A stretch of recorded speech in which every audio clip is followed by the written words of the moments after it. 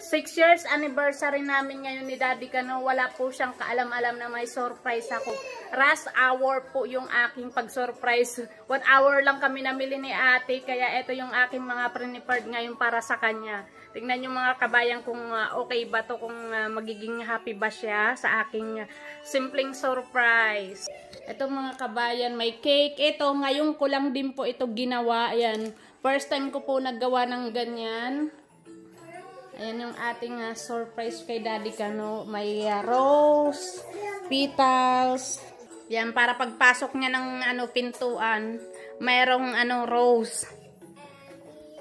Kaya isusurprise natin siya. Kaya magiging reaction niya mamaya dito sa aking simpleng surprise sa kanya for 6 years anniversary namin. Happy 6 years, honey. I love you so much. Ayan. Ayan, may bibigay din tayong bulaklak sa kanya. Ayan yung aming cake. Ito yung ginawa kong rush hour. Ayan.